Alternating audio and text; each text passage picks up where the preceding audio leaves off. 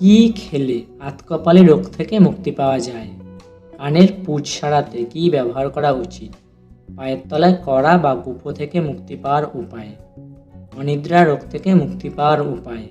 কি খেলে গা হাত পা জ্বালা থেকে মুক্তি পাওয়া যায়?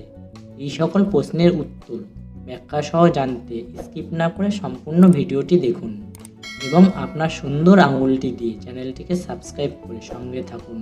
কি খেলে গা হাত পা জ্বালা থেকে মুক্তি পাওয়া যায়? রাতে একটা গ্লাসে 10 গ্রাম করে ধনে, মৌরি ও 7 থেকে 8 টুকরো আমলকি ভিজিয়ে রাখুন। সকালে ওই জল ছেঁকে নিয়ে 7 দিন খান। হাত পা জ্বালা কমবে।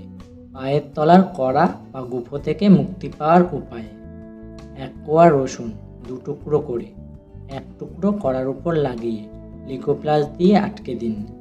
3 দিন এইরূপ করলে রোগ থেকে নিরাময় পাওয়া যাবে। কি খেলে আধা কপালি রোগ থেকে মুক্তি পাওয়া যায়? আধা কপালি হলে মাথার একপাশে যন্ত্রণা করে।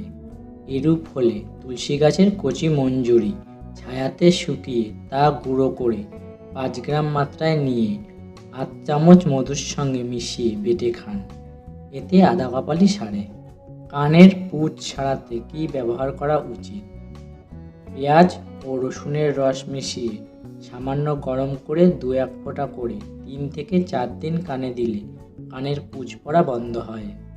অনিদ্রা রোগ থেকে মুক্তি পাওয়ার উপায়: ভাতের সঙ্গে শুশুনি শাক রান্না করে খেলে বা 2 চামচ শুশুনি শাকের সঙ্গে 1 চামচ মধু মিশিয়ে সেবন করলে এই রোগ ভালো হয়।